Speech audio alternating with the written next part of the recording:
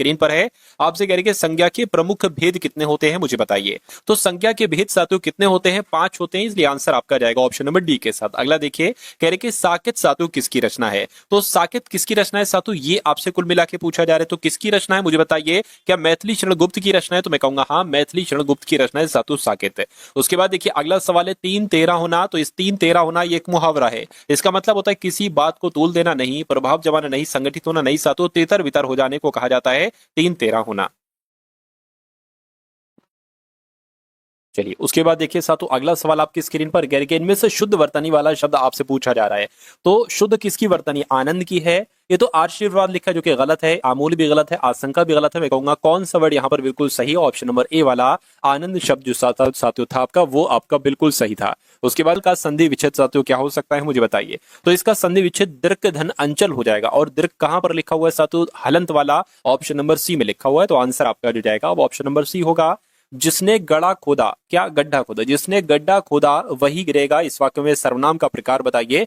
तो मैं कहूंगा जिसने गड्ढा खोदा वही गिरेगा, तो कहीं ना कहीं यहाँ पर निजवाचक नहीं होगा। यहां पर अगर बात करें सातों संबंधवाचक सर्वनाम होगा, इसलिए आंसर आपका बी होना चाहिए। सूरदास के काव्य किस भाषा में है। तो मैं कहूंगा सातों सूरदास के काव्य किस भाषा में है, तो ये सातों ब्रिज भाषा में है। आंसर आपका ऑप्शन नंबर डी होगा। उसके बाद देखिए जो कुछ नहीं जानता उसके लिए एक शब्द क्या होता है, उसको मूर्ख कहते हैं, उसको बेवकूफ कहते हैं, अनपढ़ कहते हैं, उसको अज्ञानी कहते हैं। मैं कहूंगा उसको अज्ञानी कहा जाता है जो कुछ नहीं जानता। खाक डाले चांद नहीं छिपता, इस लोकोक्ति का मतलब क्या होता है, चांद का निकलना, सीमित साधनों से काम चलाना, छोटा होकर बड़े काम करना, अच्छे आदमी की निंदा करने से उसका कुछ नहीं बिगड़ता। बिल्कुल साथियों, खाक डाले चांद नहीं छिपता यानी कि अच्छे आदमी की निंदा करने से उसका कुछ नहीं बिगड़ता। राइट आंसर अगर आपका ऑप्शन नंबर डी है तो बिल्कुल सही है।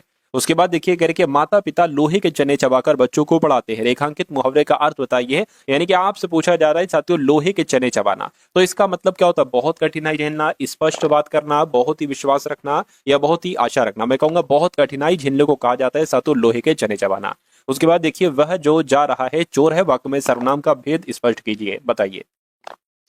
देखिए वह जो जा रहा है वो चोर है, तो कहीं ना कहीं यहाँ पर साथियों क्या है, एक संबंधवाचक सर्वनाम हो जाएगा, इसलिए राइट आंसर आपका ऑप्शन नंबर डी होगा। अगला देखिए किसके प्रयोग से, क्या किसके प्रयोग से भाषा को सरलता, सरसता, चमत्कार और प्रभाव उत्पन्न होता है। तो मुहावरे, लोकोक्ति, केवल मुहावरे, केवल लोकोक्ति, अलंकार। तो मैं कहूंगा इस सवाल का जवाब जो होना चाहिए वो मुहावरे और लोकोक्ति दोनों होना चाहिए। हिंदी के प्रथम गद्यकार की अगर बात करें साथियों कौन थे, तो आपको ये मालूम होना चाहिए हिंदी के प्रथम गद्यकार कौन थे साथियों, भारतेंदु हरिश्चंद्र थे। आंसर आपका ऑप्शन नंबर सी होगा। साथियों अगर आपने अभी तक इस वीडियो को लाइक नहीं किया है तो वीडियो को लाइक कर दीजिए, और इस चैनल को साथियों आप लोग भी सब्सक्राइब कर लीजिए जो लोग नए हैं इस चैनल पर। और मैं आपको डेली क्लासेस दूंगा, आपको डेली क्लासेस साथियों करना है अगर वाकई में आप इस बार 2025 के एग्जाम को साथियों क्लियर करना चाहते हैं, ठीक है ना। और एक एक क्लास में Hindi, GK, GS, current affair, reasoning, math सब कुछ कंप्लीट करवाऊंगा, अलग अलग क्लास नहीं दूंगा, एक ही क्लास में सारा कुछ साथियों आपका कंप्लीट करवाऊंगा। चलिए उसके बाद देखिए उद्धव का लेना न माधव का देना, लोकोक्ति का अर्थ क्या है, अपने काम से काम रखना। बिल्कुल साथियों अपने काम से काम रखने को कहते हैं उद्धव का लेना न माधव का देना। उसके बाद देखिए इनमें से किस शब्द में बे उपसर्ग नहीं, तो किसमें किसमें बे उपसर्ग है। देखिए बे, अगर बे उपसर्ग यहाँ पर है, चारा अलग हो जाएगा, बे चैन अलग हो जाएगा, ईमान अलग हो जाएगा, बे बन जाएगा, लेकिन बे को यहाँ पर अलग नहीं कर सकते, वकूफ का कोई मतलब नहीं होता है। तो कुल मिला के साथियों बे उपसर्ग ऑप्शन नंबर डी वाले में नहीं है। अव्यय भाव समास का उदाहरण आपसे पूछा जा रहा है, किसमें अव्यय भाव समास है। देखिए मुझे इतना पता है कि अगर पहला पद यथा आ जाए तो वहां पर अव्यय भाव समास होता है, कहीं पर अगर भर आ जाए तो वहां पर अव्यय भाव समास होता है, अगर किसी पद का पहला पद सातु प्रति होता है तो वहां पर अव्यय भाव समास होता है, यानी कि यहाँ पर पहला पद प्रति है, जब इसकी संधि विच्छेद करोगे तो प्रति धन एक निकलेगा। तो कुल मिला के इन सारे शब्द में अव्यय भाव समास है। अंधेर नगरी चौपट राजा, इस लोकोक्ति का मतलब आपसे पूछा जा रहा है। शहर में अंधेरा होने पर राजकाट चौपट हो जाता है। कुप्रशासन और अजागरूकता जनता, शिक्षा का अंधकार राजकाज नष्ट कर देता है। बिल्कुल सतो, अशिक्षा की अगर बात करें, अशिक्षा का अंधकार राजकाज नष्ट कर देता है, यानी कि अंधेर नगरी चौपट राजा। तो आपका सही जवाब जो होना चाहिए वो ऑप्शन नंबर सी होना चाहिए। गरिमा का विलोम साथियों क्या होगा, तो गरिमा का विलोम आप लोगों को याद रखना है, लघिमा होता है। अगला देखिए मृगनयनी शब्द में कौन सा समास है, तो मृगनयनी शब्द की अगर बात करें इसमें साथियों कर्मधारय समास है। आंसर आपका डी होगा। समूह के लिए सही पंक्ति को चुनना है आपको, यानी कि समूह की अगर बात करें, देखिए दल, झुंड, निकास, निकास नहीं कहते हैं समूह को, दल, झुंड, निकाय, निकाय कह सकते हैं। यानी कि ये जो आपका ऑप्शन नंबर बी वाले में 3 शब्द हैं, ये समूह के है ना, सही कहीं ना कहीं एक पर्यायवाची है। चलिए उसके बाद देखिए अगला सवाल, यानी कि जिन अवयव से हर्ष, शोक, घृणा आदि भाव व्यंजित होते हैं तथा जिनका संबंध वाक्य के किसी पद से नहीं होता है, उसको क्या कहा जाता है? तो उसको सातु विस्मयादि बोधक कहा जाता है। राइट आंसर आपका ऑप्शन नंबर डी होगा। उसके बाद देखिए, इनमें से एक वाक्य अशुद्ध है और अशुद्ध वाले वाक्य के बारे में पूछा जा रहा है। मैं आपके दर्शन करने आया हूं, यह अशुद्ध वाक्य है। मैं आपके दर्शन करने आया हूं, मैं आपके दर्शन करने आया हूं, वह अपनी बात के स्पष्टीकरण के लिए तैयार है। अध्यापक ने छात्र से प्रश्न किया, तब यह काम जरूर होगा। बताइए तो कौन से की अगर बात करें, देखिए ऑप्शन नंबर ए वाले की अगर हम बात करें तो यहाँ पर मैं आपके दर्शन करने आया हूं होना चाहिए, यहाँ पर है लिखा हुआ है। बाकी सारे सातों वह अपनी बात के स्पष्टीकरण के लिए तैयार है। अध्यापक ने छात्र से प्रश्न किया, तब यह काम जरूर होगा। ये सब सही लग रहे हैं। तो कुल मिला के अशुद्ध कौन सा है? ऑप्शन नंबर ए वाला है और यही आपका बिल्कुल सही जवाब हो जाएगा। उसके बाद देखिए अगला सवाल है, कह रहे कि गुरु का विलोम क्या होता है? सातु, गुरु का विलोम क्या होता है? लघु होता है। राइट आंसर आपका सी होगा। मानसिक भाव छिपाना, इस वाक्यांश के लिए एक सार्थक शब्द क्या होगा? तो मानसिक भाव छिपाने के लिए एक शब्द की अगर बात करें सातों, अवहिता होता है। क्या अवहिता होता है? आप लोगों को याद रखना है। उसके बाद देखिए कह रहे कि देव धन ईश, इसका बनेगा देवेश। इसमें कौन सी संधि है? तो इसमें की अगर बात करें कि अगर किसी आपको शब्द में ऐसे करके एक मात्रा दिख जाए तो वहां पर साथियों कौन सी संधि होती है? वहां पर गुण संधि होती है। ये बात आपको मालूम होना चाहिए। कृषाण का अर्थ क्या होता है? तो साथियों कृषाण हम लोग कहते हैं किसान को। किसको कहते हैं? किसान को कहते हैं। अगला देखिए, इनमें से शुद्ध वाक्य साथियों छाटिए, कौन सा शुद्ध वाक्य आपको लग रहा है? मुझे बताइए। उसने एक ग्रंथ का निर्माण किया। निर्माण नहीं किया जाता है ग्रंथ का, उसने एक चित्र की रचना की। चित्र की रचना नहीं की जाती है। उसकी शंका का समाधान हो गया। तो इस पहेली का समाधान हो गया, मैं कहूंगा उसकी शंका का समाधान हो गया है। ये आपका एक शुद्ध वाक्य हो जाएगा और यही आपका राइट आंसर है। उसके बाद देखिए साथियों, समोच्चारित भिन्नार्थक शब्द यानी कि जलज और जलद के अर्थ क्या होते हैं? तो इस जलज की अगर बात करें, इस जलज का मतलब क्या होता है? कमल होता है। और जलद की अगर बात करें, बादल होता है। तो कमल और बादल कौन सा ऑप्शन में है? ऑप्शन नंबर बी वाले में है। हंस पत्रिका के संस्थापक संपादक साथियों कौन थे? तो मुंशी प्रेमचंद्र की अगर बात करते हैं तो हंस पत्रिका के संपादक कौन थे साथियों? मुंशी प्रेमचंद्र थे। निम्नलिखित में से अशुद्ध वाक्य की अगर बात करें कि इनमें से अशुद्ध वाक्य कौन सा है? गौतम ऋषि की पत्नी का नाम अहल्या था, या इस कार्य में बहुत विलंब हो गया है, यह शुद्ध है। रसगुल्ला बहुत स्वादिष्ट है। एक गुलाब की माला, गुलाब की एक माला होना चाहिए भाई साहब। तो कुल कुल मिला के कौन सा अशुद्ध वाक्य है? ऑप्शन नंबर डी वाला है। निम्नलिखित वाक्यों में से अशुद्ध वाक्य को पहचानिए। अशुद्ध वाक्य आपको बताने कौन सा? श्रीमती गांधी भारत की प्रधानमंत्री थी। मेरे ऊपर कृपा करे, मेरे ऊपर कृपा करे, वहां मेरे घर के सामने पाठशाला है। मेरे घर के सामने पाठशाला सही है। वहां भारी भीड़ थी। तो मैं कहूंगा दिक्कत सातु जो मुझे लग रही है वो यहां पर सातु लग रही है, मेरे ऊपर कृपा करो, ये सही नहीं है। सांप छछूंदर की गति होना, इस मुहावरे का मतलब सातु क्या होगा? मुझे बताइए। दुविधा में पढ़ना है ना, दुविधा में पढ़ना, दुविधा में डालना, दुविधा में डालना नहीं होगा, दुविधा में ना पढ़ना ये भी नहीं होगा, दुविधा में पढ़ना होता है। अब ये वाला पढ़ना शब्द होगा या ये वाला पढ़ना शब्द होगा? मैं कहूंगा शब्द जो सही है वो यहाँ पर ऑप्शन नंबर डी वाला सही है ना, ये वाला नहीं सही है। तो कुल मिला के राइट आंसर आपका डी होगा। अगला सवाल देखिए, कह रहे राजा का पर्यवाची की अगर बात करें तो इसमें से साथियों क्या हो सकता है? तो राजा का पर्यवाची अवनीश होता है। आंसर आपका ए होगा। शुद्ध वर्तनी की अगर बात करें साथियों, अंत्याक्षरी आवश्यकता, ये नहीं सही है। अंत्याक्षरी ये भी नहीं सही है। अंत्याक्षरी सातु सही है जैसे यहाँ पर लिखा जाना चाहिए। भगीरथी भी गलत है। उसके बाद देखिए, दिए गए वाक्यांश के लिए एक शब्द का सातु प्रयोग कीजिए। तो कुल मिला के पूछा आपसे जा रहा है, दिए गए वाक्यांश के लिए एक शब्द आपको बताने। विधानमंडल द्वारा पारित कोई अगर स्वीकृति विधि है या पारित किया गया है तो उसको क्या कहा जाता है? उसको अधिनियम, नियम, विनियम, अध्यादेश, उसको अधिनियम कहा जाता है। क्या कहा जाता है सातु? उसको अधिनियम कहा जाता है। इंपॉर्टेंट क्वेश्चन है, आपको याद रखना है। अगला देखिए, अंग अंग फूले न समाना, इस मुहावरे का मतलब क्या होगा? तो गुस्सा होना, दुखी होना, बहुत आनंदित होने को कहा जाता है सातों अंग अंग फूले न समाना। आंसर आपका सी होगा। अभिराम अविराम शब्द युग्म का अर्थ आपसे पूछा जा रहा है। तो अगर बात करते हैं साथों, देखिए अभिराम और अविराम की अगर बात करें तो अविराम का मतलब, देखिए विराम का मतलब होता है रुक जाना, और आ लग गया तो ना रुकना, यानी कि लगातार चलते रहना, बिना रुके भी कह सकते हैं, लगातार भी कह सकते हैं। लेकिन अभिराम का मतलब होता है सुंदर, यानी कि आंसर आपका ए होगा। उसके बाद देखिए करके कौन सा वाक्य गलत है? अब आपको साथियों गलत वाक्य के बारे में पूछा जा रहा है। ओह बड़ा जुल्म हुआ। हिंदी के समाचार पत्र हिंदी लिपि में छपते हैं, छपना नहीं सही है। साहित्य और जीवन का घनिष्ठ संबंध सही है। अगर तुम परिश्रम करोगे तो पास हो जाओगे, सही है। यानी कि दिक्कत कहां पर है? दिक्कत आपके ऑप्शन नंबर बी वाले में है। प्रतिमूर्ति शब्द में उपसर्ग आपसे पूछा जा रहा है, मुझे बताइए। तो प्रतिमूर्ति की अगर बात करते हैं साथियों तो यहाँ पर देखिए प्रति धन मूर्ति संधि विच्छेद हो जाएगा। उपसर्ग की अगर बात करें तो प्रति हो जाएगा। निद्रालु शब्द में प्रत्यय है, तो निद्रालु शब्द की अगर बात करते हैं साथियों इसमें आलू प्रत्यय हो जाएगा। आलू आपका जवाब हो जाएगा। उसके बाद देखिए अगला सवाल है, देखिए अब आपके सामने साथियों हिंदी के आप लोगों ने देखे पूरे के पूरे 40 सवाल। अब आप लोग साथियों जीएस प्लस करंट अफेयर के कितने सवाल देखेंगे? साथियों 40 सवाल देखेंगे। उसके बाद रीजनिंग होगी, उसके बाद साथियों मैथ्स होगी। तो साथियों 40 सवाल देख लीजिए आप लोग।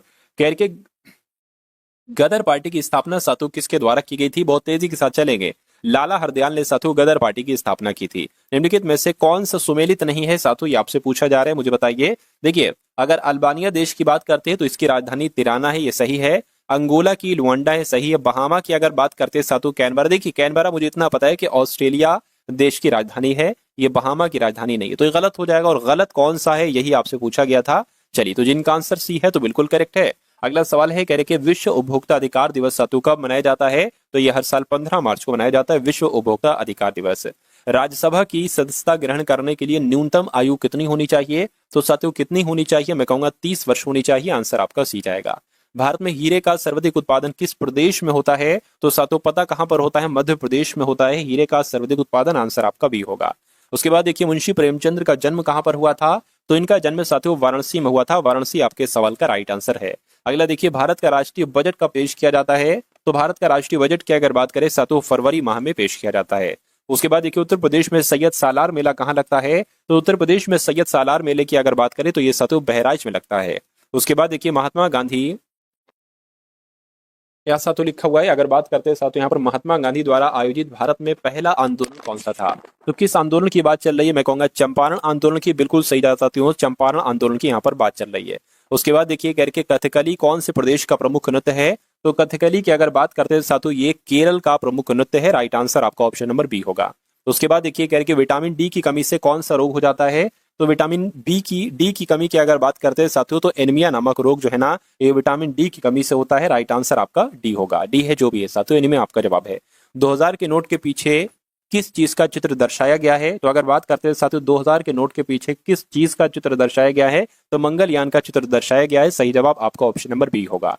उसके बाद देखिए, रक्त का पीएच मान कितना होता है? तो रक्त के पीएच मान की अगर बात करें साथियों 7.4 जो है ना, ये रक्त का पीएच मान होता है। उत्तर प्रदेश के किस नगर को पीतल नगरी कहा जाता है? तो उत्तर प्रदेश के किस नगर को, मैं कहूंगा मुरादाबाद को साथियों पीतल नगरी के रूप में जाना जाता है। अगला सवाल है, कह रहे कि भारत का सबसे ऊंचा बांध कौन सा है? तो भारत का सबसे ऊंचा बांध की अगर बात करें तो साथियों आपको याद रखना है टिहरी बांध जो है ना, ये भारत का सबसे ऊंचा बांध है। आंसर आपका भी होगा।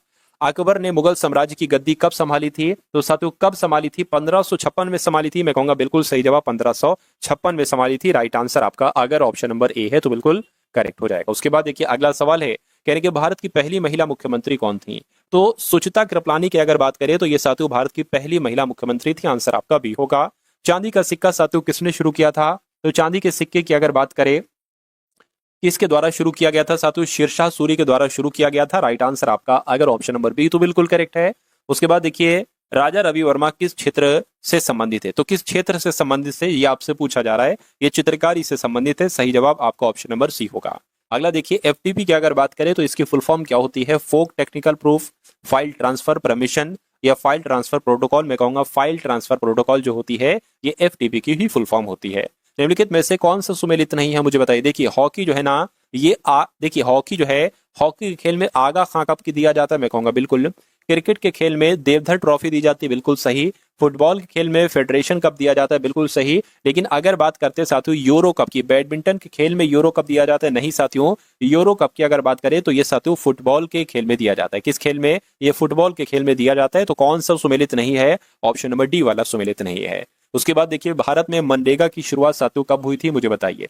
तो मनरेगा की शुरुआत की अगर बात करें तो ये 2 फरवरी 2006 को हुई थी भारत में मनरेगा की शुरुआत। आंसर आपका बी होगा। अगला देखिए, पंचायती राज भारत के संविधान में किस अनुच्छेद में वर्णित है? तो पंचायती राज भारत के संविधान में किस अनुच्छेद में वर्णित है? मैं कहूंगा अनुच्छेद 40 में वर्णित है। तो 40 आपके सवाल का जो होगा वो बिल्कुल सही और सटीक जवाब हो जाएगा। चलिए, उसके बाद देखिए, अगला सवाल कहा जा रहा है कि भारत में प्रथम व्यक्ति जिसने नोबेल पुरस्कार प्राप्त किया। तो भारत में प्रथम व्यक्ति जिसने नोबेल पुरस्कार प्राप्त किया, मैं कहूंगा वो कौन था? तो वो रविन्द्रनाथ टैगोर थे। राइट आंसर आपका ऑप्शन नंबर बी होगा।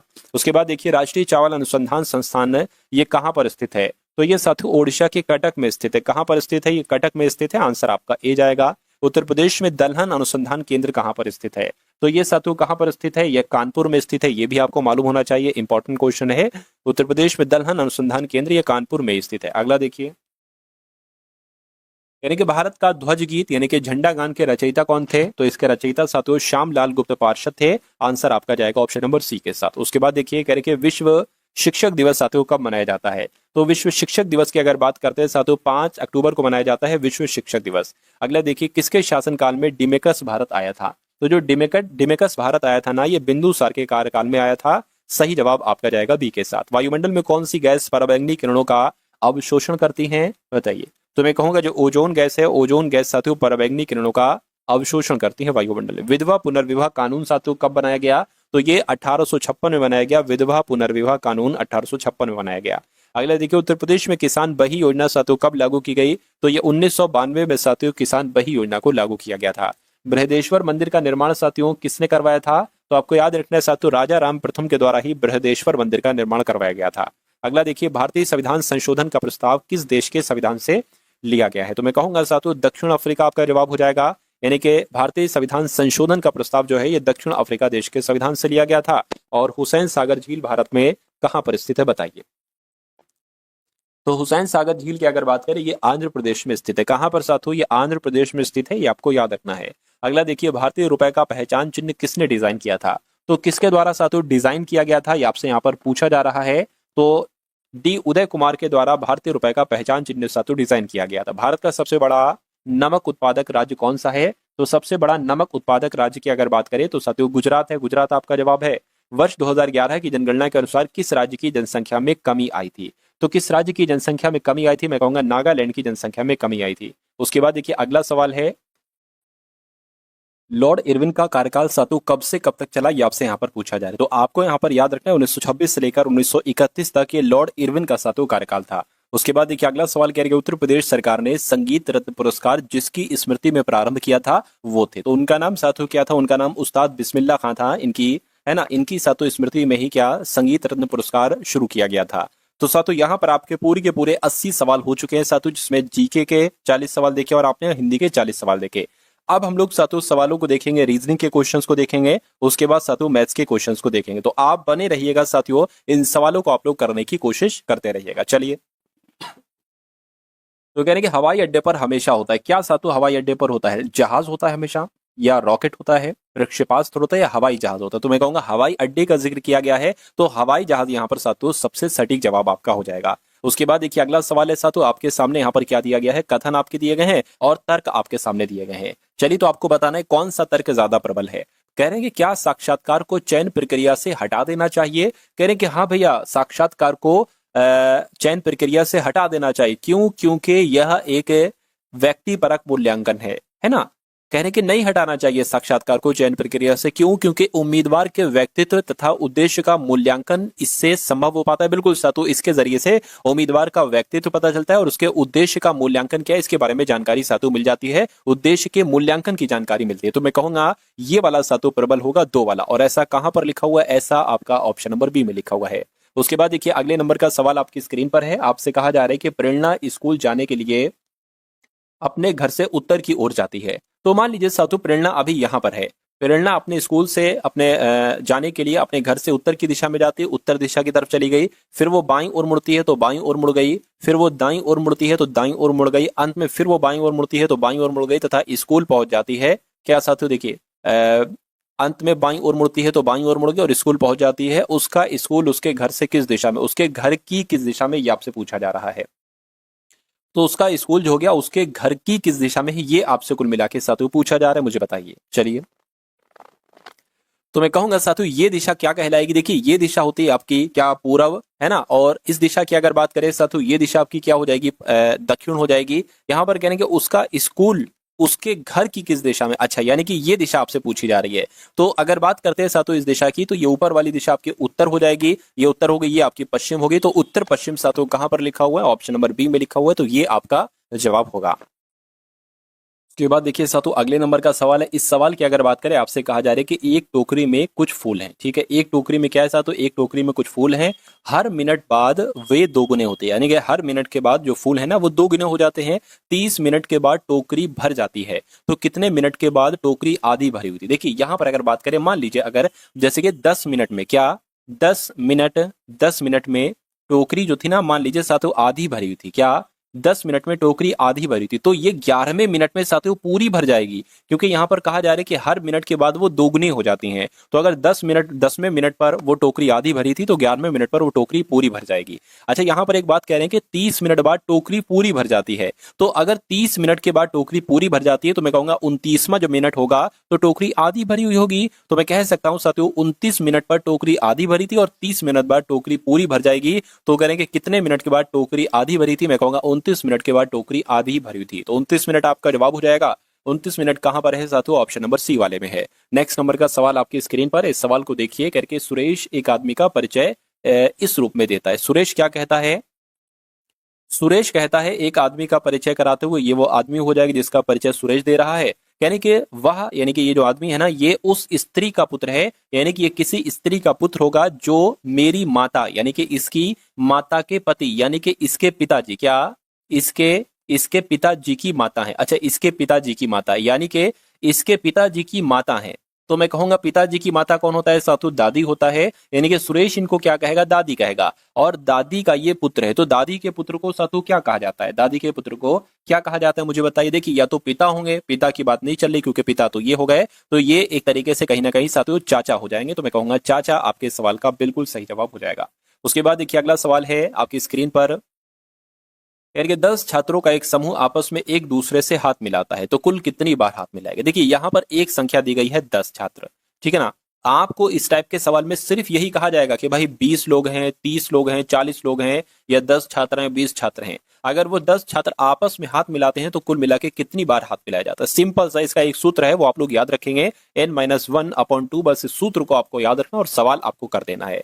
तो n क्या है साथ? तो n आपका ये हमने 10 मान लिया, तो ये 10 आ जाएगा और ये भी 10 आएगा। 10 माइनस 1 कितना हो जाएगा साथ? 9 हो जाएगा, बटे 2 आ जाएगा। 2 से कट होगा तो ये 5 आ जाएगा। 9 पंजे आपका 45 हो जाएगा, यानी कि कुल मिला के 45 बार साथों हाथ मिलाए जाएंगे। तो इस प्रकार जिनका आंसर ऑप्शन नंबर डी, जो ऑप्शन नंबर डी के साथ है, उनका आंसर बिल्कुल करेक्ट है। अगला सवाल आपकी स्क्रीन पर है, कह रहे कि एक पास से की निम्नलिखित दो भिन्न आकृतियों से पता लगाइए कि लाल के सामने सातु कौन सा रंग है। तो लाल कहां पर है? देखिए जरा, लाल आपका यहां पर है और लाल कहां पर है? पीला, सफेद, काला, ठीक है। अच्छा देखिए, हम बात करते हैं यहाँ पर पीला यहाँ पर है और सफेद यहाँ पर, यानी कि पीला सफेद इधर है और पीला सफेद सातु हमें इधर भी मिल रहा है। तो अगर कभी दो अलग अलग पासों में दो, है ना, दो तल एक से हो, जैसे पीला सफेद इधर, पीला सफेद इधर भी, तो जो बचता है ना साथियों वो इसका अपोजिट हो जाता है, यानी कि लाल का अपोजिट काला और काले का विपरीत कौन हो जाएगा, या काले के सामने अगर बात करें कौन हो जाएगा, तो सातु लाल हो जाएगा, ठीक है ना। तो लाल के सामने कौन सा रंग होगा? लाल के सामने सातु काला रंग होगा, तो काला आपके सवाल का बिल्कुल सही जवाब हो जाएगा। उसके बाद देखिए अगला सवाल आपकी स्क्रीन पर है साथियों, अगर आपने अभी तक इस वीडियो को लाइक नहीं किया है तो तुरंत इस वीडियो को आप लोग लाइक कर दीजिए। चैनल पर अगर नए हैं साथियों, इसको आप लोग क्या कर लीजिए, सब्सक्राइब करके बेल आइकन पर साथियों क्लिक कर लीजिए, ऑफिशियल चैनल है, ठीक है ना। चलिए, कह रहे कि निम्नलिखित आरेख में कौन सी संख्या उन महिला डॉक्टरों को दर्शाती है जो रोजगार में नहीं, यानी कि रोजगार में नहीं है, यानी कि आंसर आपका जो होना चाहिए वो इसमें से नहीं होना चाहिए, क्योंकि करके रोजगार में नहीं है। तो मुझे एक ऐसा नंबर बताइए, मुझे तो एक ही नंबर यहाँ पर दिख रहा है साथियों, जो कौन सा नंबर है? जो 7 नंबर है। 7 देखिए महिला भी है, ट्रायंगल में भी और सर्किल में भी है, तो महिला डॉक्टर जो होगा वो सिर्फ और सिर्फ 7 नंबर होगा। तो 7 कौन से ऑप्शन में है? ऑप्शन नंबर ए वाले में है। उसके बाद देखिए साथियों अगले नंबर का सवाल आपकी स्क्रीन पर है, देखिए सवाल को और बताइए आपका जवाब क्या होगा। आपसे कहा जा रहा है कि 4 बच्चे हैं, अकरम, बोप्सी, प्रिया, तुलसी, है ना, ये सीढ़ी पर हैं। अकरम सीढ़ी पर बोप्सी से ऊपर है, बोप्सी अकरम और प्रिया के बीच में है। यदि तुलसी अकरम से भी ऊपर है तो नीचे से दूसरा व्यक्ति कौन है? तो देखिए कहा जा रहा है कि अकरम सीढ़ी पर बोप्सी से ऊपर है, तो अगर बात करते हैं साथियों, मान लीजिए बोप्सी ये हो गई, ठीक है ना। बोप्सी से ऊपर कौन है? बोप्सी से ऊपर साथियों अकरम है, ठीक है। बोप्सी से ऊपर यहाँ पर अकरम हो गया। उसके बाद करेंगे बोप्सी अकरम और प्रिया के बीच में, तो बोप्सी जो है ना ये अकरम और प्रिया के बीच में, यानी कि प्रिया यहाँ पर आ जाएंगे, तो देखिए प्रिया और बोप्सी के बीच में अकरम हो गया, है ना। सॉरी, एक क्या कहा जा रहा है, बोप्सी जो है ना ये अकरम और प्रिया के बीच में है। अच्छा अच्छा अच्छा, सॉरी, तो फिर प्रिया ऊपर नहीं, प्रिया फिर तो नीचे आएंगी, है ना, क्योंकि यहाँ पर साफ साफ कहा गया है कि बोप्सी जो है ना ये अकरम और प्रिया, तो साथियों प्रिया आपकी यहाँ पर आ जाएंगी। उसके बाद कह रहे कि यदि तुलसी अकरम से भी ऊपर है, यानी कि तुलसी अकरम से भी ऊपर है, तो तुलसी यहाँ पर आ जाएंगी। और यहाँ पर देखिए जरा, अकरम सीढ़ी पर बोप्सी से ऊपर है, अकरम सीढ़ी पर बोप्सी से ऊपर है, ठीक है। बोप्सी अकरम और प्रिया के बीच में, ठीक है। तुलसी अकरम से भी ऊपर है, ठीक है। तो कितने लोग थे? 4 बच्चे थे, चारों के नाम लिख दिए। नीचे से दूसरा व्यक्ति कौन है? नीचे से दूसरा व्यक्ति साथियों बोप्सी है, तो बोप्सी आपके इस क्वेश्चन का बिल्कुल सही और सटीक जवाब हो जाएगा। उसके बाद देखिए साथियों सिंप्लीफिकेशन का क्वेश्चन, यानी कि अब मेरे हिसाब से साथियों मैथ्स के सवाल यहाँ पर आपके स्टार्ट हो चुके हैं। तो इन मैथ्स के सवालों को भी साथियों आप लोग बहुत अच्छे तरीके से यहाँ पर देखिएगा, ठीक है ना। चलिए, तो एक प्लस ब्रैकेट में एक और फिर साथियों ये भाग है, क्या है, भाग है, भाग ब्रैकेट के अंदर 5 और ये फिर से साथियों भाग है ना, थोड़ी दिक्कत है, भाग है और फिर ये दिक्कत है साथियों। मैं आपको यहाँ पर बता देता हूँ कैसे, यहाँ पर कैसे क्या है, देखिए। अगर बात करते हैं साथियों, एक है फिर प्लस है और फिर आपका ब्रैकेट है, उसके अंदर एक है और फिर साथियों भाग है और फिर ब्रैकेट है, फिर 5 है और फिर साथियों भाग आपका 4 है, माइनस 1 है, भाग 4 है और फिर साथियों ब्रैकेट है, उसके अंदर साथियों 13 भाग 3 है, 13 भाग 3 माइनस 1 भाग 3 और सारे ब्रैकेट साथियों ये आपके बंद हो गए। तो इसको आपको क्या करना है साथियों, कैलकुलेट करके मुझे बताना है कि आंसर आपका क्या होगा। देखिए सबसे अंदर वाले ब्रैकेट में ये, तो इसको सॉल्व कर लो, ये आपका हो जाएगा 13/3 माइनस ये हो जाएगा साथियों 1/3। इतनी बात क्लियर है। अब ये साथियों ब्रैकेट के अंदर है, ठीक है, कोई दिक्कत नहीं है। अब अगर बात करते हैं साथियों, अब इसको कैलकुलेट कर लीजिए, 5 भाग क्या हो जाएगा साथियों, 5 भाग 4 हो जाएगा माइनस, ठीक है ना। अब ये जो है ना, ये साथियों सबसे पहले इसको सॉल्व कर लीजिए, एक काम करिए, इसको सबसे पहले आप एक काम करिए, सॉल्व ही कर लीजिए साथियों इसको। देखिए 3 13 3 कितना हो जाएगा, 39 हो जाएगा, 3 एकम 3 यहाँ पर आ जाएगा, 3 3 9 हो जाएगा। एक सेकंड, नीचे वाले अगर सेम होते हैं तो हम फिर ऐसे नहीं करते हैं, अगर सातु नीचे वाले सेम है तो हम क्या करेंगे, सिंपल सा 3 लिख लेंगे और 13 माइनस 1 यानी कि यहाँ पर 12 लिख लेंगे, 3 तब 3 3 चौक 12, यानी कि इस पूरे की जगह पर क्या आ जाएगा सातु, 4 आ जाएगा। क्या आ जाएगा, इस पूरे की जगह पर सातु यहाँ पर 4 आ जाएगा, तो 4 हम सातु लिख लेंगे। अब देखिए साथियों, ये वाला ब्रैकेट लिख रहे हैं, 5 है, भाग है, 4 है, माइनस 1 है ना, यहाँ पर क्या आ जाएगा सातु, 4 आ जाएगा। अच्छा एक काम सातु आप ये कर सकते हैं, यहाँ पर 5 भाग 4 लिखा हुआ है तो 5 भाग 4 सही से लिख लीजिए, ठीक है ना। 5 भाग 4 की अगर बात करें सातु, यहाँ पर सही से लिख लीजिए, एक सेकेंड, तो 5 भाग 4 आपका हो गया। अब आपके सामने देखिए ये आपका कैलकुलेट हो गया है। अब ये सातु हम कैलकुलेट कर रहे हैं, यहाँ पर क्या आ जाएगा, यहाँ पर ये हो गया, यानी कि ये इतना पार्ट सातु ये आया है आपका। देखिए 4 4 सेम है ना, तो 5 में 4 नीचे आ जाएगा, 5 माइनस 1 यानी कि 4, 4 कम 4, 4 कम 4, तो इस पूरे की जगह पर क्या आया है, 1 आया है, ये सब खत्म है, 1 आया है। अब देखिए 1 प्लस और फिर यहाँ पर क्या आ जाएगा, आपका 1 और ये भाग आपका 1 आ जाएगा, तो इसको कैलकुलेट कर लीजिए, 1 कम 1 और 1 कम 1/1 आ जाएगा, ठीक है ना। 2 कुल मिला के 2/1 यानी कि 2 ही तो आ जाएगा, तो 2 आपके इस क्वेश्चन का जो होगा वो बिल्कुल सही और सटीक जवाब हो जाएगा। उसके बाद देखिए साथियों, नेक्स्ट नंबर का सवाल आपकी स्क्रीन पर है। आपसे कहा जा रहा है कि किसी संख्या के 25% का, क्या किसी संख्या के 25% का 40% 80 है, उसी संख्या का 60% क्या होगा। पहले वो संख्या निकाल लीजिए।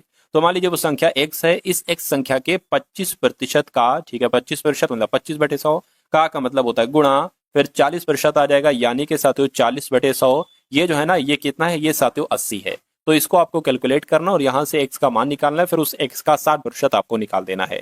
तो 25 से कम 25, 25 चौक 100, इस ये कटेगा, ये 10 आ जाएगा, 0 से 0 कटेगा, ये 1 0 यहाँ पर आ जाएगा, तो x बराबर साथियों आपका 800 यहाँ पर आ जाएगा। अब करेंगे उस संख्या का यानी कि 800 का 60% निकालिए, कितना होगा, तो इसका 60% निकाल देंगे, 0 से 0 कैंसिल आपका हो जाएगा, 6 8 48 हो जाएगा, 0 लग जाएगा, यानी कि उस संख्या का 60% 80 480 होगा। तो 480 कहां पर लिखा हुआ है, 480 आपका ऑप्शन नंबर डी में लिखा हुआ है। तो जिनका आंसर ऑप्शन नंबर डी के साथ है, तो मैं कहूंगा आंसर आपका बिल्कुल सही हो जाएगा। अगले नंबर का सवाल देखिए, यहां पर कहा जा रहा है कि एक नल किसी पानी की टंकी को 40 मिनट में भर सकता है। मान लीजिए एक नल ए है, ठीक है ना, ये 40 मिनट में भर देता है, तथा एक अन्य नल है, ये पूरी भरी टंकी को 60 मिनट में खाली कर देता है, यानी कि ये तो भरता है और ये साथियों खाली करता है, तो ये 60 मिनट में उसको साथियों खाली कर सकता है। यदि दोनों नल खुले हों तो खाली टंकी कितने घंटे में पूरी भर जाएगी। तो साथियों एक नंबर हम यहाँ पर ऐसा ले लेंगे जो कि 40 से भी कटे साथियों और आपका 60 से भी कटे, 240 हो जाएगा, है ना।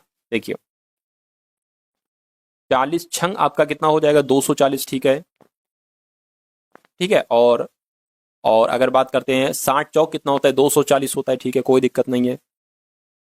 अब अगर बात करें, कहने का मतलब यह है कि एक मान लीजिए, अच्छा खाली टंकी है, ठीक है, कहने के अगर मान लीजिए, अब एक मान लीजिए टंकी है ये, ठीक है, इसमें नल ए लगा ये है और नल बी लगा ये है, ये 1 घंटे में, सॉरी 1 मिनट में 6 लीटर पानी भर रहा है। क्या 6 लीटर पानी इसमें डाल रहा है, ये खाली टंकी है, 6 लीटर पानी डाल रहा है और ये वाला जो है ये निकाल ले रहा है, पानी निकाल ले रहा है। कितना निकालता है, उसी समय उसी मिनट में 4 लीटर पानी निकाल लेता है, यानी कि 1 मिनट में जो इसके अंदर पानी जा रहा है वो कितना जा रहा है, वो सिर्फ और सिर्फ 2 लीटर जा रहा है। कितना जा रहा है साथियों, 2 लीटर जा रहा है, कोई दिक्कत नहीं है, क्योंकि 6 डाल रहा है 4 निकाल ले रहा है, तो 1 मिनट में 2 लीटर पानी जा रहा है। अच्छा टोटल पानी की अगर बात करें साथियों कितना है, टोटल पानी की अगर बात करें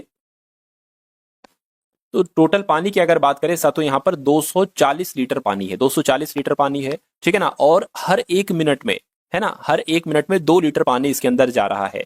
तो अगर साथियों 240 लीटर ये टंकी है, मतलब इसके अंदर पानी कितना आ सकता है, 240 लीटर आ सकता है पानी, और हर मिनट में 2 लीटर पानी भरा जा रहा है, तो टंकी कितने समय में भर जाएगी, 120 मिनट में वो टंकी भर जाएगी। तो 120 मिनट में यही तो पूछा जा रहा है, खाली टंकी कितने घंटे में भर जाएगी। अच्छा, घंटे, यानी कि 120 मिनट में भर जाएगी, तो 120 मिनट को हम 2 घंटे भी तो कह सकते हैं, क्योंकि 60 मिनट का 1 घंटा होता है। तो 2 घंटे कहां पर लिखा हुआ है, 2 घंटे आपका ऑप्शन नंबर ए में लिखा हुआ है। तो जिनका आंसर ऑप्शन नंबर ए के साथ है, तो मैं कहूंगा आंसर आपका बिल्कुल सही हो जाएगा। अगला सवाल साथियों आपकी स्क्रीन पर है, फिर से देखिए साथियों, यानी कि ए बी सी मिलकर किसी कार्य को 30 मिनट में पूरा कर सकते हैं। ठीक है, 3 लोग यहाँ पर है, ए बी और सी, ये मिलकर साथियों 30 मिनट में पूरा कर सकते हैं। ए और बी मिलकर उस कार्य को, अगर बात करते हैं ए और बी मिलकर उस कार्य को 50 मिनट में पूरा कर सकता है, कह के सी अकेला अगर उस कार्य को करेगा तो उसको कितना समय लगेगा, बस इतनी सी बात पूछी जा रही है। देखिए एक ऐसा नंबर ले लीजिए जो कि 30 से भी कट सके और 50 से भी कट सके। मैं कहूंगा 150 हो गया, 30 पंजे होते हैं 150 और 50 तियां होते हैं। कहने का मतलब यह है कि ए और बी जो है ना, ये तीन क्या करता है,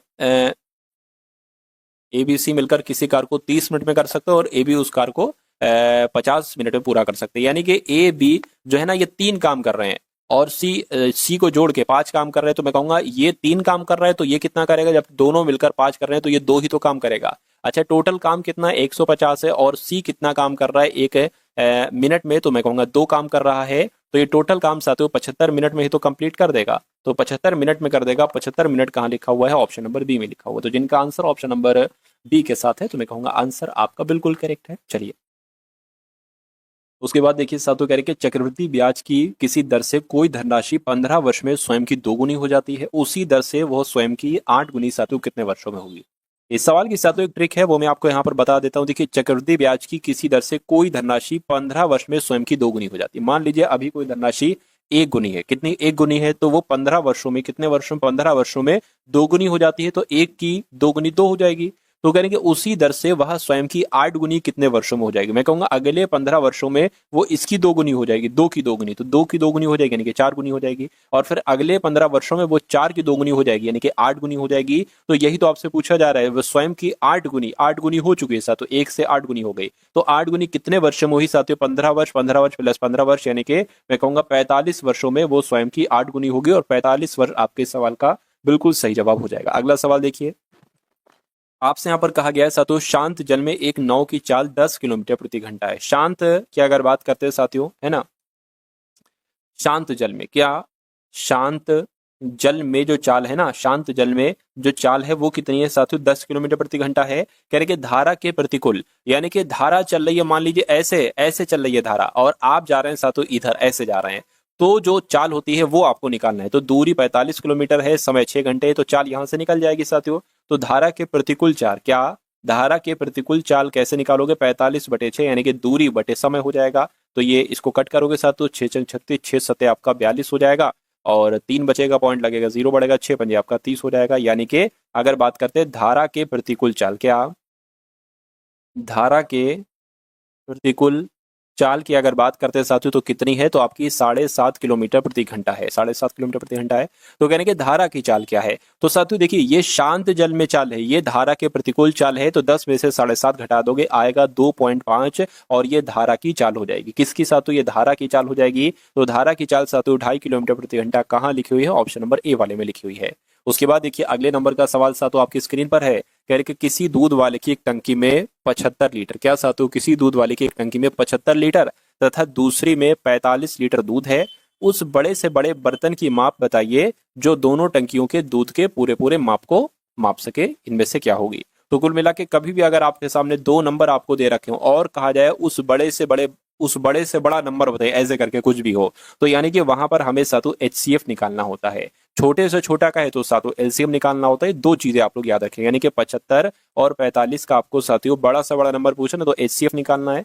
तो 5 से इसको कट कर ले, देखिए 5 कम 5, 5 पंजे 25 हो जाएगा, 5 नहीं 45 हो जाएगा। 3 से अगर कट करे तो 3 पंजे 15, 3 3 9। अब देखिए ये एक नंबर अगर हम यहाँ पर लिखते हैं तो 5 से अलग कटेगा, 3 से अलग कटेगा, इसलिए हम यहीं पर रुक जाएंगे। तो 5 कितना आ जाएगा, 15 आ जाएगा। तो मैं कहूंगा कि उस बड़े से बड़े उस बड़े से बड़े बर्तन की माप क्या होगी, 15 लीटर होगी, जो दोनों टंकियों के दूध को पूरा पूरा माप सके। तो 15 लीटर आपका यहाँ पर जवाब हो जाएगा। और कहाँ पर है, ऑप्शन नंबर सी वाले में। अगला सवाल सातों आपकी स्क्रीन पर है, देखिए सवाल को।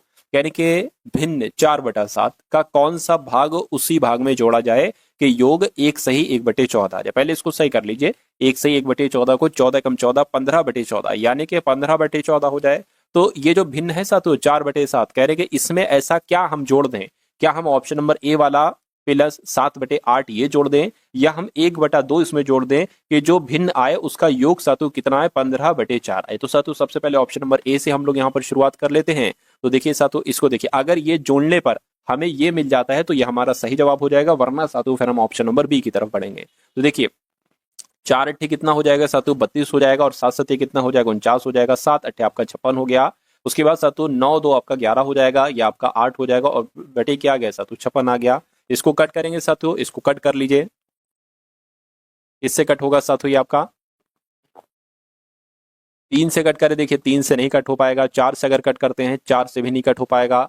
9 से अगर कट करे सातु, इसको अगर कट करें तो मुझे नहीं लग रहा है कि ये 15/14 आएगा। तो सातु ऑप्शन नंबर ए हमारा जवाब मुझे ऐसा लगता है नहीं हो सका।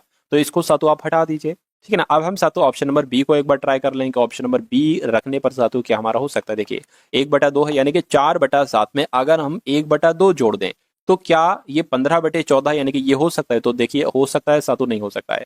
7 दूना कितना हो जाएगा, 14 हो जाएगा। 4 दूना 8 हो जाएगा, प्लस आपका 7 एकम 7 हो जाएगा। बिल्कुल साथियों, 7 8 15/14 हो गया है। तो 15/14 बराबर 15/14 आ गया है, यानी कि हमारा जवाब जो होगा वो ऑप्शन नंबर बी के साथ जाएगा। और जिनका भी आंसर ऑप्शन नंबर बी के साथ है तो बिल्कुल सही है। उसके बाद देखिए अगला सवाल है, कह रहे दो संख्याओं का अनुपात 3/4 है, यानी कि अगर एक संख्या x है तो दूसरी संख्या 4x है। कह रहे कि उनका अगर मासा 4 है तो उनका लासा क्या होगा। इस सवाल आएगा, दोनों संख्याओं का अनुपात होगा, मासा आएगा। देखिए अगर कभी भी दोनों संख्याओं का आपको क्या दे रखा हो, अनुपात दे रखा हो, अनुपात दे रखा हो, और आपको साथियों HCF दे रखा हो, तो आपको क्या करना है, पहला अनुपात से मासा का गुणा करना है, तो ये पहली संख्या निकलेगी, ठीक है ना। दो चीजें हैं, पहली संख्या और साथियों दूसरी संख्या, ठीक है ना। तो साथियों गुणा करा दीजिए, यानी कि पहले अनुपात की अगर आप गुणा कराएंगे किससे, मासा से गुणा कराएंगे, 4×3=12, तो ये पहली संख्या आ जाएगी। दूसरे अनुपात के यानी कि 4 की गुणा 4 से कराएंगे तो साथियों दूसरी संख्या आ जाएगी। तो ये आपको संख्याएं पता चल गई। अब इस संख्या का आपको लासा निकाल देना है साथियों, वही आपका आंसर हो जाएगा। 2 से कट करे 2 छंग 12, 2 अट्ठे 16, 2 से अगर कट करे 2 तियां 2 चौका आ जाएगा, 2 से कट करे तो साथियों 2 दूना आ जाएगा। 2 से एक बार कट होगा और 3 से ये 3 कट हो जाएगा। तो 2 दूना 4, 4 दूना 8, 8 दूना 16, 16 तियां 48 हो जाएगा। तो कुल मिला के उन संख्याओं का लासा जो है वो 48 आएगा, और 48 आपका ऑप्शन नंबर डी वाले में। नेक्स्ट नंबर का सवाल आपकी स्क्रीन पर है। टोटल 100 क्वेश्चन सातों यहाँ पर लिए गए, ठीक है ना। चलिए आपसे यहाँ पर जातू कहा जा रहा है कि 3 क्रमागत सम पूर्णांकों का योग कितना है, 54। इनमें से सबसे छोटा पूर्णांक क्या है, यानी कि 3 क्रमागत संख्याएं हैं। जैसे कि मान लीजिए पहली संख्या अगर x है तो दूसरी सम पूर्णांक संख्या कितनी होगी साथियों, मैं कहूंगा इसमें आपको 2 बढ़ाना पड़ेगा। यानी कि अगर बात करते हैं साथियों, एक सेकेंड, पहली संख्या आपकी x होगी, दूसरी संख्या क्या होगी साथियों, x+2। अरे भाई पहली संख्या x हो गई, दूसरी प्लस x+2 हो गई, और तीसरी संख्या क्या हो जाएगी साथियों, x+4 हो जाएगी, ठीक है ना। तो कह रहे इन संख्याओं का योग, यानी कि इसमें साथियों इसको प्लस कर दीजिए तो कितना आ जाएगा साथियों, 54 आ जाएगा, ठीक है। अब कितनी बार x है, 1 2 3, 3 बार x है तो 3x हो जाएगा, और संख्याओं को जोड़ दीजिए, 4 2 6 आपका हो जाएगा, बराबर आपका 54 हो जाएगा। 3x बराबर क्या हो गया, 54। ये प्लस का उधर जाएगा, माइनस का आ जाएगा, तो 3x बराबर कितना आ जाएगा साथियों, 48 आ जाएगा। अब x बराबर क्या आ गया साथियों, 48/3 आ गया। इसको कट करिए जरा, x बराबर 3 एकम 3, 3 छंग 18, यानी कि x बराबर 16 आया। तो पहली संख्या साथियों कितनी निकल कर आपके सामने आएगी साथियों, 16 निकल कर आएगी, तो 16 हो गई। दूसरी संख्या x+2 यानी कि 16 + 2 18 हो जाएगा, और चौथी संख्या 16 + 4 यानी कि 20 हो जाएगा। तो अगर तीसरी संख्या पूछते तो 20 बताते, या सबसे बड़ी संख्या पूछते तो 20 बताते, और सबसे छोटी संख्या यहां पर पूछा गया तो 16 आप बताओगे। 16 कौन से ऑप्शन में, ऑप्शन नंबर डी वाले में है। अगला सवाल, और आज की इस वीडियो का साथियों अंतिम सवाल भी आपकी स्क्रीन पर है, देखिए। अब यहां पर अगर बात करें करके कोई राशि ए बी सी में बांटी गई है, ए कुल राशि का 3/16 भाग और बी कुल राशि का 1/4 भाग, यानी कि क्या, बी राशि का 1/4 भाग प्राप्त करता है। कह रहे हैं कि सी को 81 रुपए प्राप्त होते हैं, तो बी की राशि कितनी है साथियों, ये आपको बताना। देखिए तीन लोग हैं, ए को तो मिल जाता है 3/16 और बी को मिल जाता है 1/4। अब टोटल कितना होता है, देखिए कोई भी रकम है तो वो एक होगी ना। अब आप एक काम करिए साथों, बी की राशि को और सी की राशि को जोड़ लीजिए, तो ये दो लोगों की राशि को आप इसमें से घटा दीजिएगा एक में से। जो राशि आएगी वो किसकी राशि होगी, वो सी की राशि होगी, और सी की राशि यहाँ पर साथों 81 दी गई है। चलिए सबसे पहले 3/16 प्लस 1/4 को जोड़ लीजिए। देखिए साथों, अगर हम इसकी 4 से गुणा कर दे और इसकी भी 4 से गुणा कर दे तो कोई दिक्कत नहीं है, क्योंकि हमें नीचे 16 यहाँ पर है तो 16 हमारा बन जाएगा। तो नीचे एक बार 16 लिख लेंगे और ऊपर 3 प्लस 4 एकम 4, 4 लिख लेंगे, तो ये आपका हो जाएगा 7/16। अब ये तो बी और सी की राशि आ गई है। टोटल राशि कितनी है, एक है, तो एक अब इसमें से आप साथियों घटाओगे, 1/1 कर लो, एक के नीचे कोई दिक्कत नहीं है, ठीक है ना। 16 एकम 16 आपका हो जाएगा, ये 7 हो जाएगा, बटे 16 हो जाएगा, ठीक है ना। ये आपकी सी की राशि निकल कर आएगी। 16 में से 7 जाएगा, 9 बटे आपका 16 निकल कर आएगा। अच्छा, सी की राशि यहाँ पर कितनी आई है, 9/16 आई है, लेकिन यहाँ पर कह रहे हैं कि 81 है, यानी कि 9/16 की वैल्यू 81 है, ये आपसे कहा जा रहा है। तो 1 सेकेंड, इसको मैं थोड़ा सा हटा लेता हूं। क्या कहा गया है साथियों, 9/16 की वैल्यू कितनी है, 81 है, तो एक की अब यहां पर कुल राशि आपको प्राप्त होगी। अगर आप क्या करेंगे, 81 16 की गुणा इधर हो जाएगी और साथियों 9 नीचे आ जाएगा, 9 नीम 81 आपका हो जाएगा, 16 नीम 144 होता है। तो ये कुल मिला के कुल राशि है। कहने की बी की राशि कितनी है, तो जब कुल राशि 144 है तो बी की राशि कितनी है, बी की राशि 1/4 है, तो इसकी 1/4 निकाल लीजिए। 4 तिया 12, ठीक है ना, 2 जाएगा 24 हो जाएगा, 4 पंजे 20, 4 छम 24, 80 सवालों को देखा। 80 नहीं बल्कि साथों 100 सवाल। स्क्रीन पर है कि भारत का मैनचेस्टर कहा जाता है, तो साथों अहमदाबाद को भारत का मैनचेस्टर कहा जाता है। उसके बाद देखिए कार्बेट टाइगर रिजर्व, ये कौन से राज्य में, किस राज्य में है, तो मैं कहूंगा ये उत्तराखंड में है, Corbett tiger reserve. Next number का सवाल है, कह रहे कि भीतरकनिका है ना, भीतरकनिका राष्ट्रीय उद्यान कहां पर स्थित है, तो साथियों ओडिशा में स्थित है, आंसर आपका डी होगा। उसके बाद देखिए कह रहे कि निम्नलिखित में से किस राज्य में श्रीविल्लीपुतुर हाथी अभ्यारण्य स्थित है, तो मैं कह सकता हूं साथियों तमिलनाडु में श्रीविल्लीपुतुर हाथी अभ्यारण्य स्थित है, ये आपको याद रखना है। देखिए आपके एग्जाम में साथियों कुछ टॉपिक हैं, उनसे सवाल एग्जामिनर पूछ रहा है, तो मैंने वो सारे टॉपिक के क्वेश्चन साथियों समाहित कर दिए हैं आज की इस वीडियो में। तो ये आप देखेंगे साथियों के कुछ कुछ टॉपिक के 3-3 क्वेश्चन, 2-2 क्वेश्चन जो सबसे इंपॉर्टेंट है, 4-4 क्वेश्चन ऐसे मैं साथियों आपके लिए लेकर आया हूं। यानी कि क्लास लेकर आया हूं तो कुछ सोच समझ कर लेकर आया हूंगा, इसलिए इन 115 के 115 सवालों को आप लोग साथियों अच्छे तरीके से देखिएगा। कह रहे कि वियतनाम की राजधानी कौन सी है, तो मैं कहूंगा वियतनाम की राजधानी साथियों हनोई है। उसके बाद देखिए कह रहे कि रियाल किस देश की मुद्रा है, तो रियाल की अगर बात करते हैं साथियों ये आपकी ब्राजील की मुद्रा है, आंसर आपका सी होगा। अगला देखिए इटली की मुद्रा साथियों क्या है, मुझे बताइए, तो इटली की मुद्रा साथियों यूरो है, आंसर आपका ऑप्शन नंबर डी होगा। उसके बाद देखिए गंगा नदी के तट पर कौन सा शहर स्थित है, तो गंगा नदी के तट पर इनमें से कानपुर शहर जो है ना वो गंगा नदी के तट पर ही स्थित है। अगला देखिए अलकनंदा नदी के तट पर कौन सा शहर स्थित है, तो अलकनंदा नदी के तट पर साथियों बद्रीनाथ शहर स्थित है, आंसर आपका ए होगा। उसके बाद देखिए निम्नलिखित में से कौन सा नगर गंगा नदी के तट पर स्थित नहीं है, तो अगर बात करते हैं साथियों कानपुर गंगा नदी के तट पर है, पटना भी है, वाराणसी भी है, लेकिन लखनऊ नहीं है। क्यों नहीं है साथियों, क्योंकि ये गोमती नदी के तट पर स्थित है। उसके बाद देखिए अगला सवाल कि निम्नलिखित में से किस नगर को स्वर्णिम द्वार का नगर कहा जाता है, तो स्वर्णिम द्वार का नगर किसे कहा जाता है, मैं कहूंगा सैन फ्रांसिस्को को स्वर्णिम द्वार का नगर कहा जाता है। राइट आंसर आपका ऑप्शन नंबर डी होगा। कह रहे कि ग्रेट व्हाइट वे तथा ब्रॉडवे के नाम से कौन सा नगर जाना जाता है, तो इन दोनों नामों से साथियों न्यूयॉर्क सिटी को जाना जाता है। ये क्वेश्चन बहुत इंपॉर्टेंट है, आपकी परीक्षा में साथियों पूछा जाएगा। मैजिक सिटी के नाम से जाना जाता है, तो मैजिक सिटी के नाम से साथियों पता किसको जाना जाता है, मोंटे कार्लो को मैजिक सिटी के नाम से ही जाना जाता है। अगला देखिए भारत के जुड़वा शहर में सबसे प्रसिद्ध चर्चों में से एक चर्च है सेंट पीटर्स बेसिलिका, तो ये साथियों किस शहर में स्थित है, मैं कहूंगा ये वेटिकन सिटी में स्थित है। राइट आंसर आपका ऑप्शन नंबर डी होगा। उसके बाद देखिए कह रहे कि रेड स्क्वायर ये कहां पर स्थित है, तो रेड स्क्वायर की अगर बात करते हैं साथियों ये कहां पर स्थित है, ये मॉस्को में स्थित है, आंसर आपका बी होगा। उसके बाद देखिए माउंट एवरेस्ट ये कहां पर स्थित है साथियों, मुझे बताइए। तो अगर बात करते हैं साथियों माउंट एवरेस्ट की, तो ये तो साथियों नेपाल में स्थित है। नेपाल आपके सवाल का बिल्कुल सही जवाब हो जाएगा। और एफिल टावर ये कहां पर स्थित है, एफिल टावर की अगर बात करते हैं ये साथियों फ्रांस की राजधानी पेरिस में स्थित है, आंसर आपका सी होगा। उसके बाद देखिए भारतीय मौसम विज्ञान संस्थान कहां पर स्थित है, तो ये साथियों अगर बात करें हम लोग तो नई दिल्ली में स्थित है, मैं कहूंगा बिल्कुल सही जवाब, भारतीय मौसम विज्ञान संस्थान नई दिल्ली में ही स्थित है। उसके बाद देखिए कह रहे किस जिले में ऊंट अनुसंधान संस्थान स्थित है, तो ऊंट अनुसंधान संस्थान अगर आपसे परीक्षा में पूछा जाए तो आपको बीकानेर बताना है, क्या आपको साथियों बीकानेर बता देना है। उसके बाद देखिए अगला सवाल आपकी स्क्रीन पर है, कह रहे कि दृष्टि विकलांग हेतु राष्ट्रीय संस्थान कहां पर स्थित है, तो ये साथियों देहरादून में स्थित है, देहरादून आपका जवाब हो जाएगा। अगला सवाल देखिए करके centre for DNA fingerprinting and diagnostics ये कहां पर स्थित है मुझे बताइए। तो ये सातु हैदराबाद में स्थित है। हैदराबाद आपके सवाल का बिल्कुल करेक्ट आंसर हो जाएगा। कोलंबो किस देश की कार्यकारी और न्यायिक राजधानी है? तो अगर बात करते हैं कोलंबो की तो ये सातु श्रीलंका देश की कार्यकारी और न्यायिक राजधानी है कोलंबो। आंसर आपका डी होगा। उस देश का नाम बताइए जिसकी मुद्रा का नाम रुपया नहीं है, मुझे बताइए।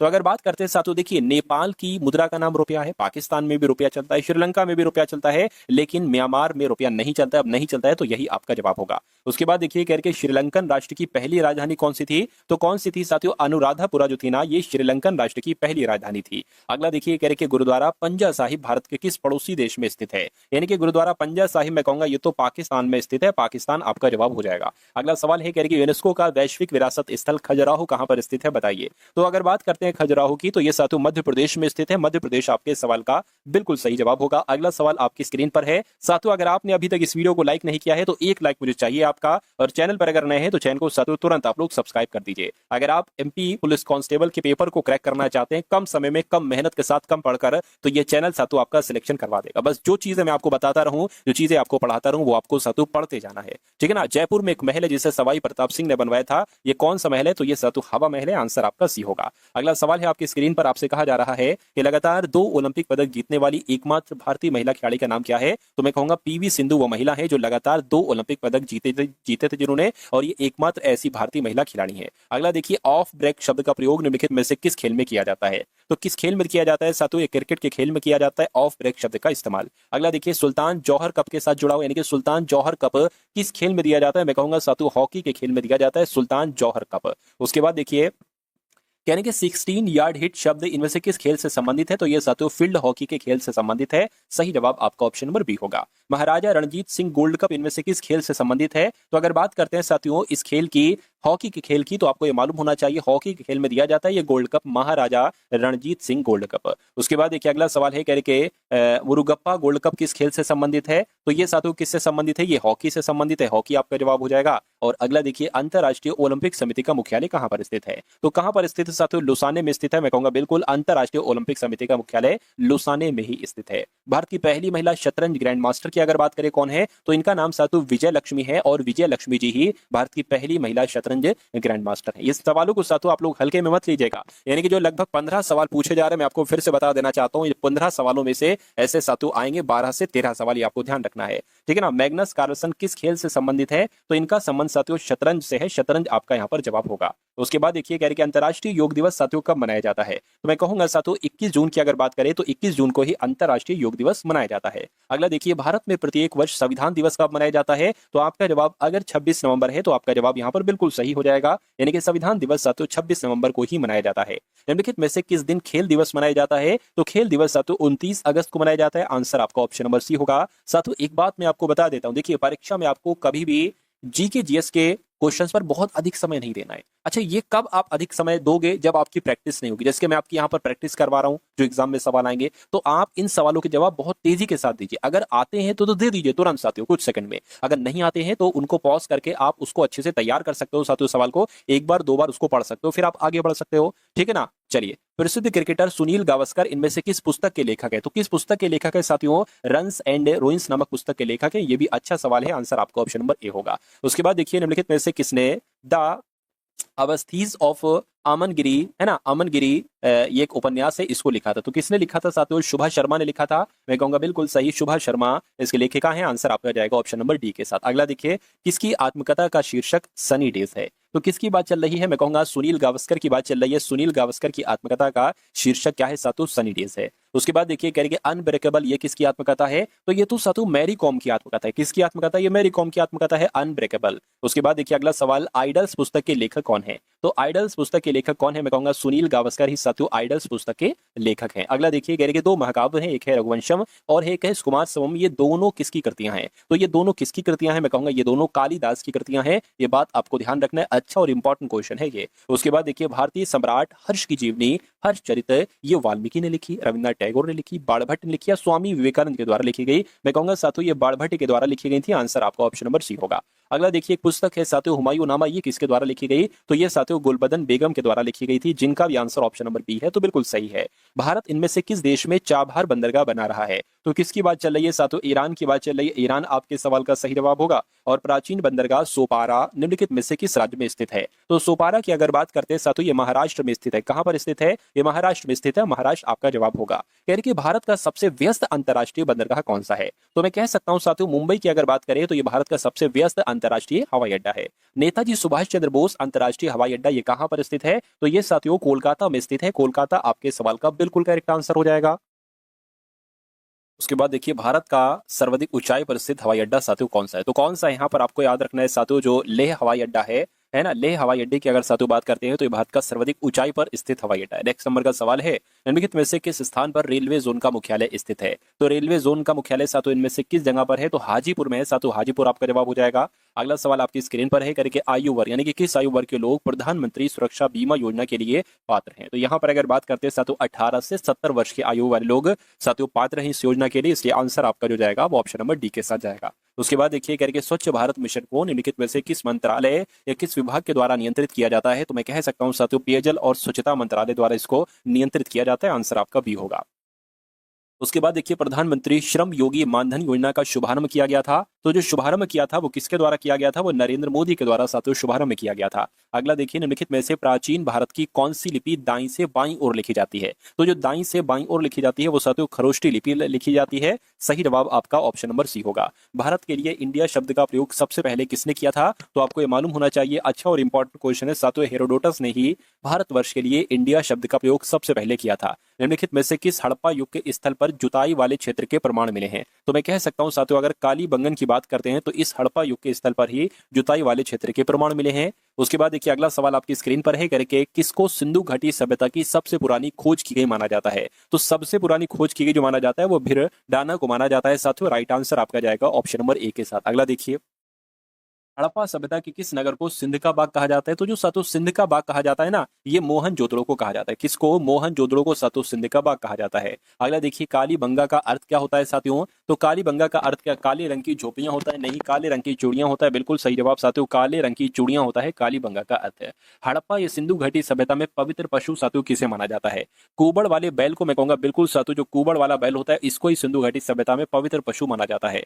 सबसे पुराना वेद कौन सा है साथियों? सबसे पुराना वेद जो है ना वो ऋग्वेद है। ऋग्वेद आपका जवाब हो जाएगा। उसके बाद देखिए अगला सवाल है, आपसे कहा जा रहा है कि धनुर्वेद यजुर्वेद का उपवेद है, इसका संबंध इनमें से किससे है? तो मैं कह सकता हूं इसका संबंध साथियों युद्ध कौशल से है। युद्ध कौशल आपका जवाब हो जाएगा। अगला देखिए कह रहे कि वेदों का इनमें से कौन सा अंग जटिल शब्दों के अर्थ एवं व्याख्या के लिए प्रसिद्ध है? तो अगर बात करते हैं साथियों निरुक्त शब्द की तो निरुक्त आपका जवाब हो जाएगा। अगला देखिए वेदों को इंडो आर्यन सभ्यता का सर्वप्रथम साहित्यिक अभिलेख माना जाता है। इसमें शामिल 4 वेदों के नाम ऋग्वेद, सामवेद, यजुर्वेद और चौथा वेद साथियों कौन सा है? तो अथर्ववेद है, ये आपको मालूम होना चाहिए। आंसर आपका ए होगा। अगला देखिए अगला सवाल आपकी स्क्रीन पर है करके किस शासक ने बौद्धों के लिए विख्यात विक्रमशिला विश्वविद्यालय की स्थापना की थी? तो मैं कहूंगा धर्मशाला सा धर्मपाल आपके सवाल का जवाब हो जाएगा। यानी कि धर्मपाल शासक ने बौद्धों के लिए विक्रमशिला विश्वविद्यालय की स्थापना करवाई थी। गौतम बुद्ध ने अपना प्रथम उपदेश कहाँ दिया था? तो गौतम बुद्ध ने अपना प्रथम उपदेश की अगर बात करें तो साथियों सारनाथ में दिया था। सारनाथ आपके सवाल का बिल्कुल सही जवाब है। विश्व प्रसिद्ध पर्यटन स्थल सांची का प्राचीन नाम भी था,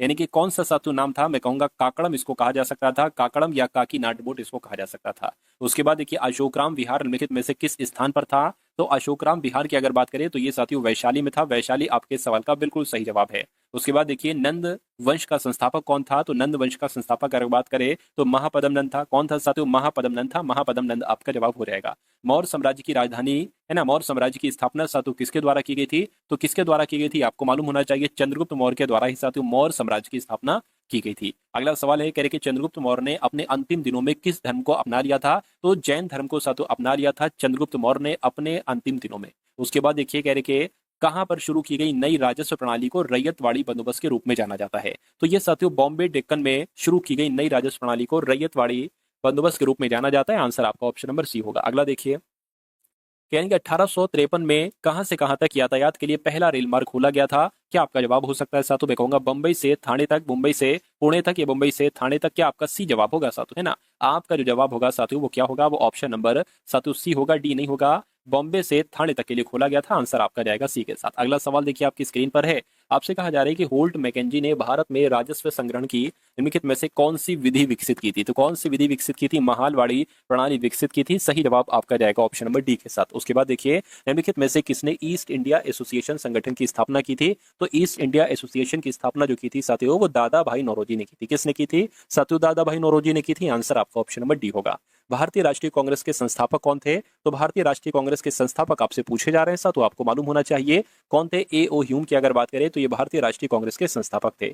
बंग भंग के बाद कौन सा आंदोलन शुरू किया गया था? तो बंग भंग के बाद साथियों स्वदेशी आंदोलन शुरू किया गया था। अगला सवाल देखिए, कह रहे कि नंद प्रयाग में नंदाकिनी नदी किस नदी में मिलती है? तो साथियों किस नदी में मिलती है? मैं कहूंगा अलकनंदा नदी में मिलती है। सही जवाब आपका जाएगा ऑप्शन नंबर डी के साथ। उसके बाद देखिए यानी कि हिमाचल प्रदेश से होकर बहने वाली नदियां कौन सी है? तो हिमाचल प्रदेश से होकर बहने वाली नदियां व्यास चिनाब है, व्यास रावी है, चिनाब रावी सतलुज है, या साथियों व्यास चिनाब रावी सतलुज यमुना है? मैं कहूंगा ये वाला आपका जवाब हो जाएगा। राइट आंसर आपका डी होगा। भारत के पहले रेलवे विश्वविद्यालय का साथियों नाम क्या था? तो इसका नाम साथियों राष्ट्रीय रेल एवं परिवहन संस्थान था। भारत के पहले रेल विश्वविद्यालय का नाम आंसर आपका सी होगा। भारत की पहली इंजन रहित रेलगाड़ी का नाम क्या था? तो भारत की पहली इंजन रहित रेलगाड़ी की अगर बात करें तो वंदे भारत एक्सप्रेस साथियों इसका नाम था। राइट आंसर आपका सी होगा। अगला देखिए साथियों, चंद्र ग्रहण तब लगता है। साथियों मैं आपको पूरे 115 क्वेश्चन कराऊंगा, तो 115 के 115 क्वेश्चन आप लोग साथियों तैयार करके जाइएगा, बीच से मत जाइएगा। चंद्र ग्रहण जब होता है जब सूर्य, चंद्रमा और पृथ्वी एक सीध में मतलब होते हैं या नहीं होते हैं, है ना?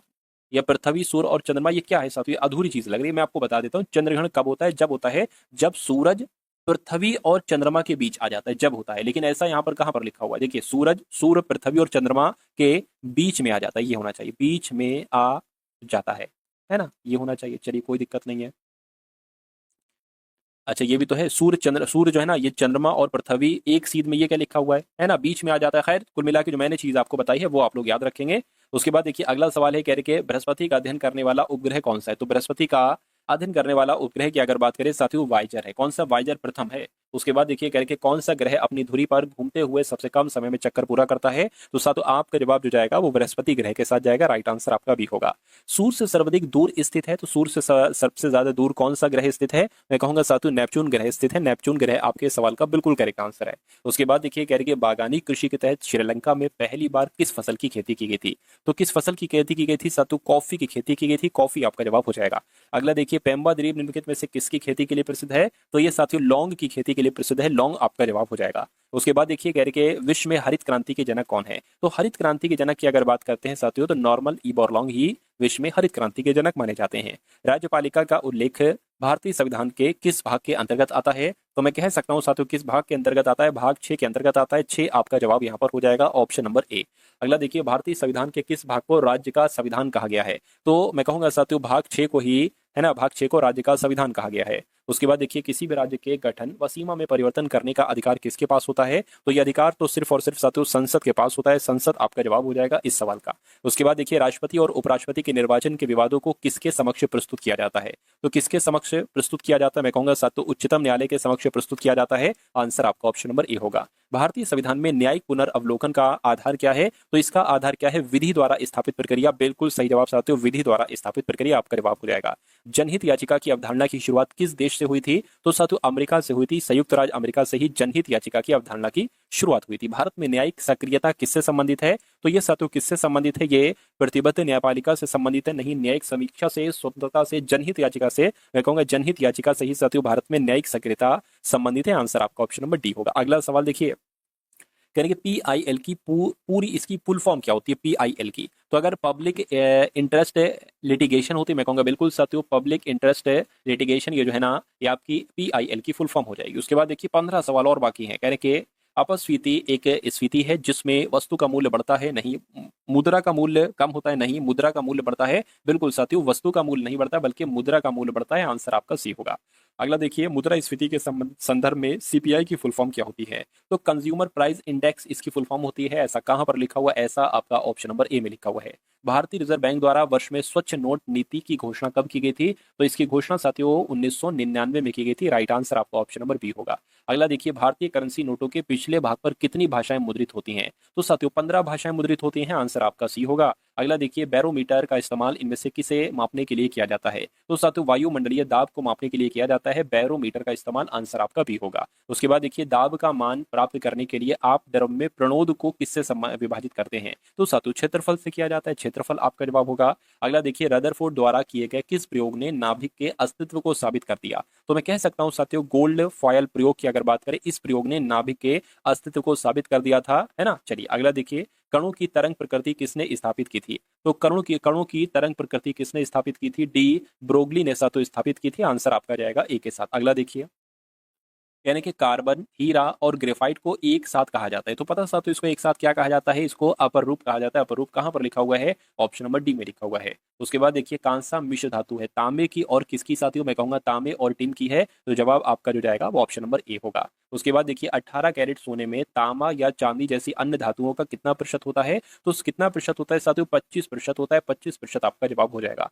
उसके बाद देखिए एप्सम का औद्योगिक नाम क्या है? तो इसका औद्योगिक नाम क्या है साथियों? मैग्नीशियम सल्फेट है, आंसर आपका जाएगा ऑप्शन नंबर ए के साथ। उसके बाद देखिए एटम बम का आविष्कार किसने किया था? तो एटम बम का आविष्कार की अगर बात करते हैं साथियों रॉबर्ट जे ओपनहीमर के द्वारा ही एटम बम का आविष्कार किया गया था, आंसर आपका जाएगा ए के साथ। उसके बाद देखिए यानी कि सिलिका जेल की छोटी थैली अक्सर गोलियां व पाउडर के रूप में दवाइयों की बोतलों में देखते हैं, क्योंकि सिलिका जेल जीवाणुओं को मारता है, रोगाणु और बीजाणुओं को मारता है, नमी को सोख लेता है। बिल्कुल साथियों ये नमी को सोख लेता है, यानी कि सिलिका जेल की छोटी थैली अक्सर गोलियां व पाउडर के रूप में दवाइयों की बोतलों में देखते हैं, क्योंकि सिलिका जेल जो है ना ये नमी को सोख लेता है। उसके बाद देखिए रासायनिक यौगिक आरडीएक्स का उपयोग किस रूप में किया जाता है? तो आरडीएक्स का इस्तेमाल की अगर बात करें एक रचना के रूप में, एक रिएक्टर के रूप में, एक विस्फोट के रूप में किया जाता है साथियों। यानी कि जो आरडीएक्स होता है, आरडीएक्स का इस्तेमाल एक विस्फोटक के रूप में किया जाता है। सही जवाब जिनका भी ऑप्शन नंबर सी के साथ है, तो मैं कहूँ